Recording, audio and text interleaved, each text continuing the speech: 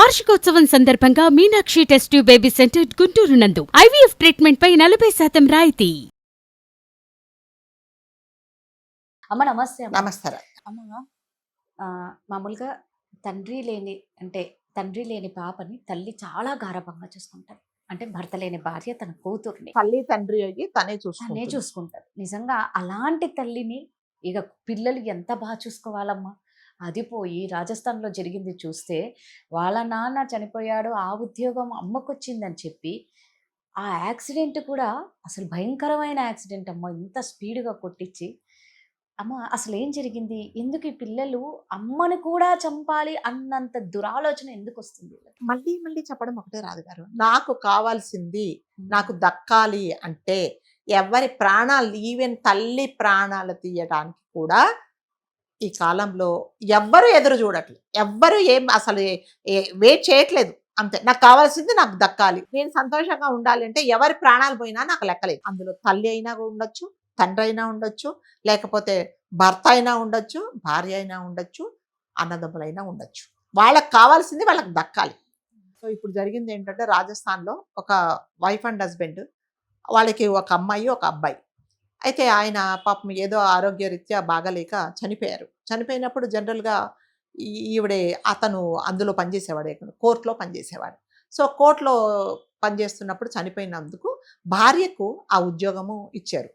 వీళ్ళ అమ్మాయికి తనకు ఆ ఉద్యోగం రావాలని ఫస్ట్ నుంచి అనుకుంది, తండ్రి చనిపోయినప్పటి నుంచి. కానీ జనరల్గా గవర్నమెంట్ పాలసీ ప్రకారం ఒక ప్రభుత్వ ఉద్యోగి ఎవరైనా చనిపోయినప్పుడు ఆ కుటుంబ పోషణ చూడడానికి ఎవరున్నారో యజమాని పోయాడు కాబట్టి ఆయనకు భార్య ఉంటే భార్యకి ఇస్తారు, లేదు భార్య నేను చదువుకోలేదు నేను చేయలేను అని అన్నప్పుడు వాళ్ళ పిల్లలకి ఇస్తారు. వాళ్ళ ఇంట్లో ఎవరుంటే వాళ్ళకి గ్రాడ్యుయేషన్ అయితే అలాగా, లేదు 10th 9th చదువుకున్నప్పుడు చిన్న ఉద్యోగం ఇచ్చేసి అలా ప్రభుత్వం ఆదుకుంటుంది. ఇందులో కూడా అతను చనిపోయిన అతను కోర్టులో ఎల్డీసీగా పనిచేసేవాడు. అతను చనిపోయినప్పుడు భార్యకు ఉద్యోగం ఇచ్చారు. కాకపోతే ఈ అమ్మాయికి ఆ ఉద్యోగం రావాలని ఫస్ట్ నుంచి కూతురికి ఉంటుంది. మరి అంటే పాలసీ ప్రకారం ఆమెకి ఇచ్చారు, రూల్స్ ప్రకారం ఆమెకి ఇచ్చారు.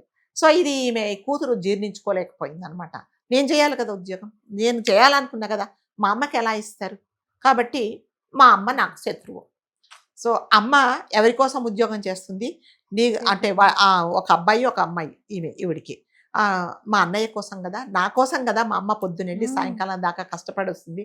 భర్త పోయిన బాధలో కూడా అవన్నీ ఓర్చుకొని మా కోసం కదా ఈమె కష్టపడుతుంది. నా తల్లి కదా, నన్ను పెంచి నన్ను 9 మాసాలు మోసి కని పెంచి ఈ ప్రపంచాన్ని నేను ఈరోజు చూస్తున్నాను అంటే నా తల్లే కదా కారణం అనేది ఇవన్నీ ఏమీ లేకుండా ఎలాగైనా తల్లిని చంపాలి. చనిపోతే మామూలుగా చంపేస్తే ఉద్యోగాలు రావు, చనిపోతేనే మళ్ళీ ఉద్యోగం వస్తుంది. కాబట్టి చాలా ప్లాన్ చేసి 6 మంది బంధువులు రిలేటివ్స్తో ప్లాన్ చేసింది. మరి ఈవిడ కంటే ఈ కూతురు కంటే బుద్ధి లేదు.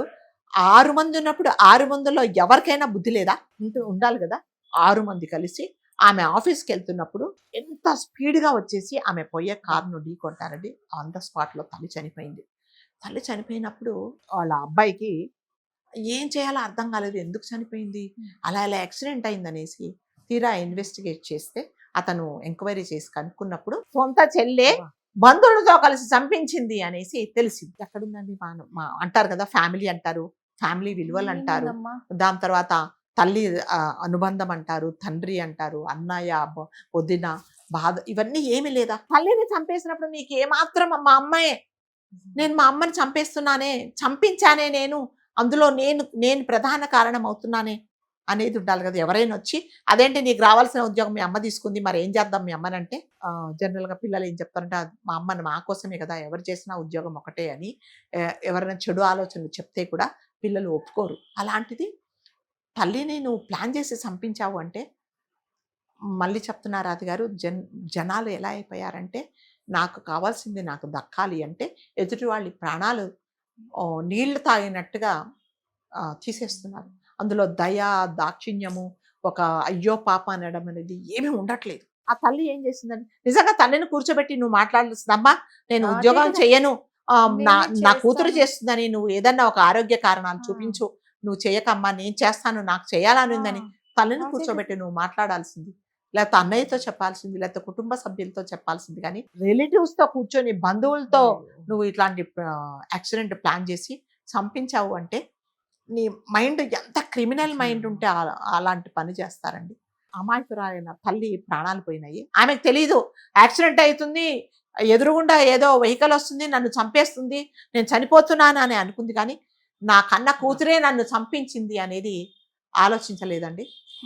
సో దయచేసి మళ్ళీ మళ్ళీ మళ్ళీ మనం ఎన్ని వీడియోలు చేసినా, ఎంత రిక్వెస్ట్ చేసినా చెప్పేది ఒక్కటే, దయచేసి మీరు నేరం చేసే ముందు ఒక్కసారి ఆలోచించండి. అది ఎంతవరకు కరెక్టు, నీ తల్లి మీ ఫ్యామిలీ కోసం కదా కష్టపడుతుంది అనేది మీరు ఆలోచించకుండా, ఏదైనా సమస్యలు ఉంటే రాధగారు ఎవ్వరు కూర్చొని మాట్లాడుకోవటం లేదు.